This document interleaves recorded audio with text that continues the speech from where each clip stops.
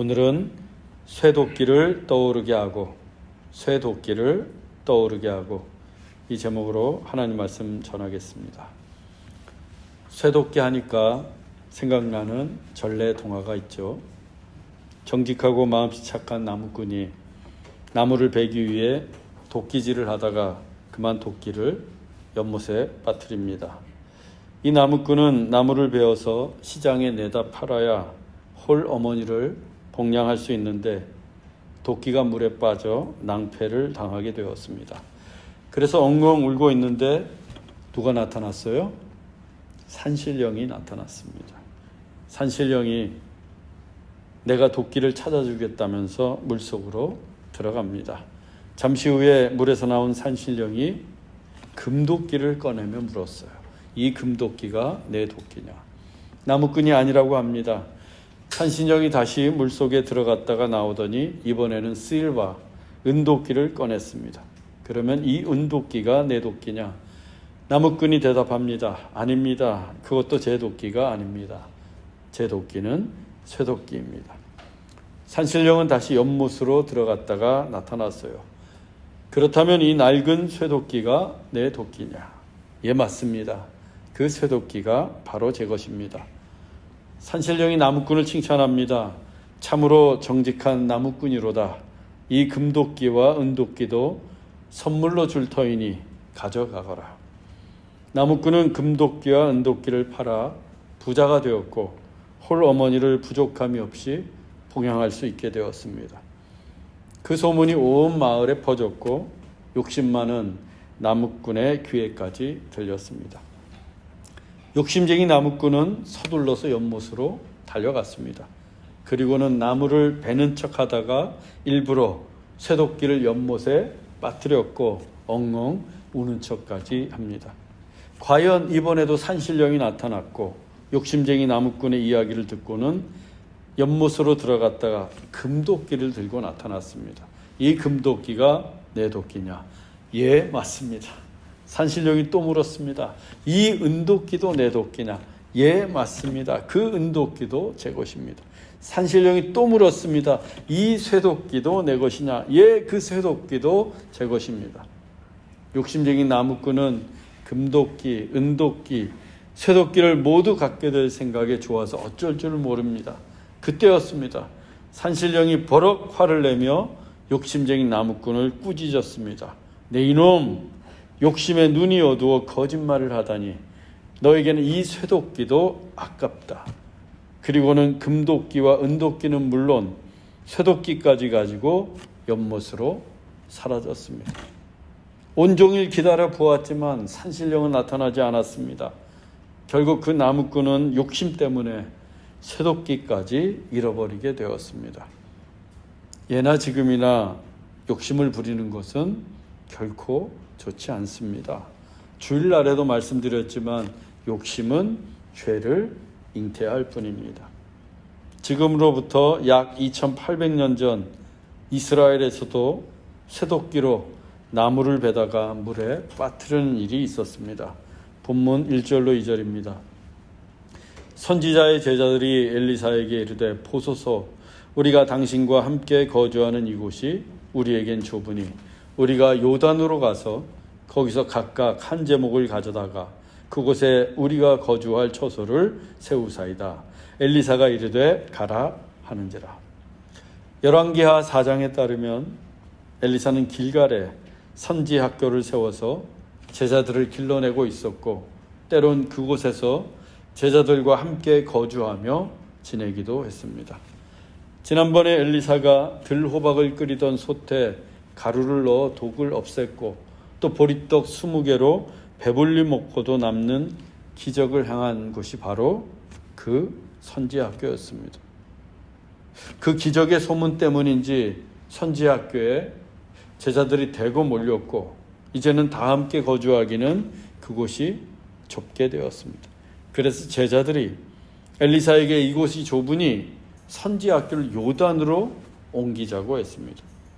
요단으로 가서 나무를 베어 그곳에 거주할 처소를 세우자고 합니다. 엘리사도 그 생각을 좋게 여겼는지 요단으로 가라고 합니다. 엘리사가 이르되 가라 하는지라. 이 요단은 엘리사에게 의미가 많은 곳입니다. 바로 얼마 전에 나아만의 나병을 낫게 했던 곳이 요단강이지 않습니까? 하나님의 선민인 이스라엘조차 바알 신전을 세우고 바알 숭배가 만연했던 그 시대에 이방인 나아만을 통해 오직 여호와만이 유일하신 하나님이라는 신앙 고백과 함께 하나님께만 번제를 드리겠다는 결단을 이루어내었던 곳이 바로 요단강이었습니다. 따라서 엘리사에게는 이 요단강이 너무나 의미가 있는 곳이었어요. 그리고 그날 이후로 요단강은 기적의 강이요 치유의 강이 되었습니다. 때문에 엘리사의 제자들이 생각할 때 이왕이면 다홍치마라고 선지학교를 굳이 옮겨야 한다면 기적의 강 요단 주변으로 옮기는 것이 좋겠다라고 생각했던 것 같습니다. 엘리사도 그들의 제안에 흔쾌히 동의했습니다. 우리 교회도 자주 옮겨 다니다 보니 이 장면이 낯설지가 않습니다. 오히려 동질감이 느껴집니다.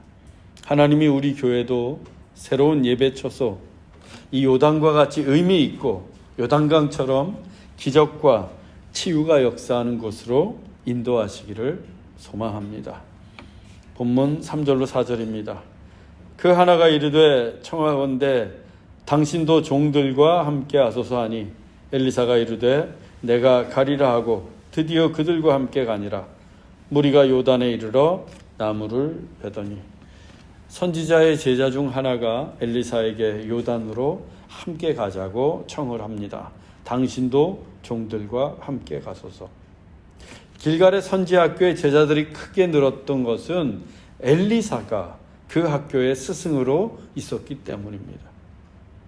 또한 기적의 선지자 엘리사가 있는 한 흉년이 와도 굶지 않기 때문일 거예요. 그렇다면 당연히 요단에도 엘리사가 함께 가야 한다고 생각했습니다. 엘리사 없이 선지학교를 이전하는 것은 그곳이 제 아무리 기적의 강 요단이라고 해도 불안하고 의미가 없다고 여겼던 것 같습니다. 엘리사가 제자의 청을 받아들여 함께 요단으로 갔습니다.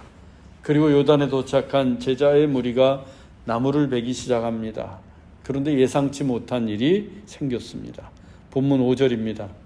한 사람이 나무를 벨 때에 쇠도끼가 물에 떨어진지라. 이에 외쳐 이르되 내 주여 이는 빌려온 것이니이다 하니 제자 중 한 사람이 나무를 베기 위해 도끼질을 하다가 그만 쇠도끼를 물에 떨어뜨렸습니다. 요단강에 빠뜨린 거예요. 그가 엘리야를 향해 소리를 지릅니다. 내 주여 이는 빌려온 것이니이다. 그 쇠도끼는 그의 것이 아니었습니다. 누군가에게 빌려온 것이었어요. 지금이야 쇠도끼가 흔하고 종류도 많고 값도 그리 비싸지 않지만 당시에는 청동기 시대에서 철기 시대로 넘어가는 때였기 때문에 철이 매우 귀했고 값도 매우 비쌌습니다. 생산량이 적어서 구하기도 어려웠어요. 선지생도의 가난한 형편에 쇠도끼를 살 수는 없었고 그래서 누군가에게 빌려왔는데 그 귀한 쇠도끼를 요단강에 빠뜨린 겁니다. 그러니 낭패도 이런 낭패가 없었습니다. 이때 전래동화에 따르면 누가 나타나야 돼요? 산신령이 나타나야 돼요. 그런데 동화가 아닙니다. Real life, 실제입니다. 하지만 그곳에 누가 있습니까? 엘리사가 있습니다. 그곳에 하나님의 사람, 기적의 선지자 엘리사가 있습니다. 더욱이 요단강과는 인연이 깊은 엘리사가 있습니다. 본문 6절로 7절입니다. 하나님의 사람이 이르되 어디 빠졌느냐 하매 그곳을 보이는지라. 엘리사가 나뭇가지를 베어 물에 던져 쇠도끼를 떠오르게 하고 이르되 너는 그것을 집으라 하니 그 사람이 손을 내밀어 그것을 집으니라. 하나님의 사람이 도끼가 어디에 빠졌는지 물었습니다. 도끼가 빠진 것을 보더니 엘리사가 그곳에 나뭇가지를 베어 던졌습니다. 그러고 보니 엘리사는 자꾸 뭘 던져요. 여리고에 물이 죽었을 때에는 소금을 던졌고 독이 든 소대는 가루를 던졌고 쇠도끼가 빠진 요단강에는 나뭇가지를 던졌습니다. 그런데 놀라운 것은 엘리사가 던지면 해결이 돼요. 던지면 기적이 일어납니다. 그래서 자꾸 뭔가를 던지나 봅니다. 이번에도 엘리사가 요단강에 나뭇가지를 던지자 물에 빠졌던 쇠도끼가 떠올랐어요. 그런데 쇠는 물에 빠지면 어떻게 됩니까? 가라앉아요. 중력에 의해서, 그 무게에 의해서 가라앉는 것이 자연의 이치입니다. 부력을 지닌 배가 아닌 이상 쇠는 무조건 물에 가라앉게 되어 있습니다. 즉 쇠가 물에 뜨는 것은 불가능한 일이었어요. 그런데도 쇠도끼가 물에 떴다. 그럼 뭐예요? 뭐가 일어난 겁니까? 기적이 일어난 거예요.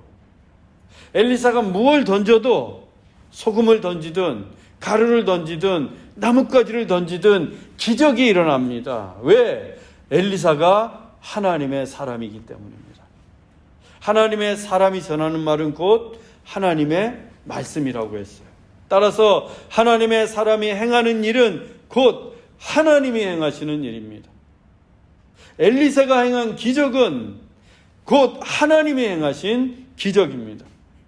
가난하고 형편이 궁한 선지자의 제자를 돌보시기 위해서 하나님이 행하신 기적입니다. 우리에게는 그와 같은 기적이 없을까요? 사실 날마다 기적이에요. 우리에게 날마다 일용할 양식이 있고 비를 피할 집이 있고 이렇게 예배 드릴 수 있는 예배당이 있고 사랑하는 가족이 있고 또 교인과 친구들이 있는 것도 하나님께서 우리를 돌보시기 위해 베푸신 기적의 연속입니다. 생각해 보세요. 하나님의 기적이 아니고서 우리가 어떻게 이 넓고 넓은 세상에서 서로 만나서 한 교회를 섬기며 하나님을 예배할 수 있겠어요? 생면부지의 사람들이었는데. 또 하나님께서 우리의 기도에 응답해 주시는 것, 그것도 기적입니다. 그리고 오늘 하루도 무사하고 안전하고 평안히 살 수 있는 것도 하나님이 베푸신 은혜요, 기적입니다. 우리는 날마다 하나님의 기적을 체험하는 사람들이에요. 그래서 우리는 범사에 감사해야 합니다. 매일매일이, 매 순간이 하나님의 기적이고 은혜이기 때문입니다. 요단강에서도 다시 한번 놀라운 기적이 일어났습니다. 엘리사가 나뭇가지를 던졌더니 도무지 떠오를 수 없는 쇠도끼가 떠올랐어요. 그때였습니다. 엘리사가 쇠도끼를 빠뜨린 자에게 외칩니다. 너는 그것을 집으라. 너는 그것을 집으라. 그가 손을 내밀어 쇠도끼를 집었습니다.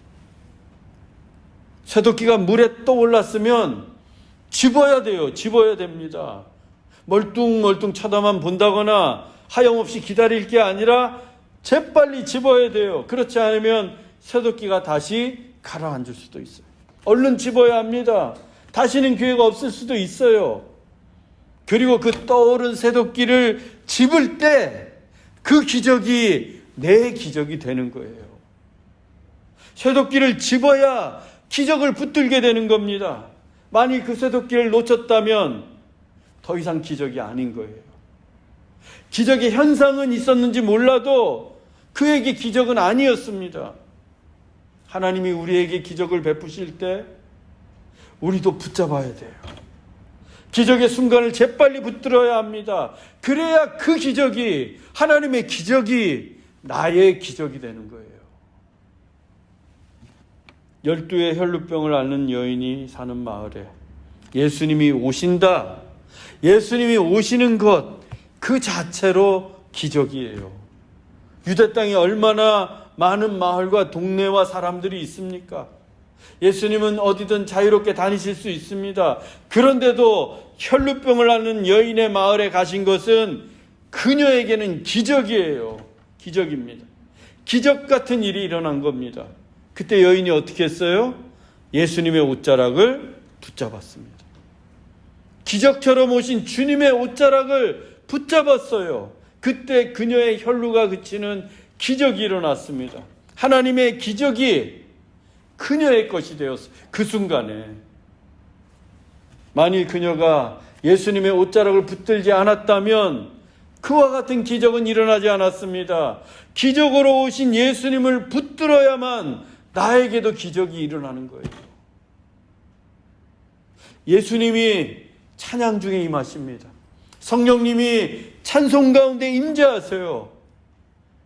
그 성령님을 붙들어야 기적이 나한테 일어나는 거예요. 예수 그리스도의 복음은 기적이에요.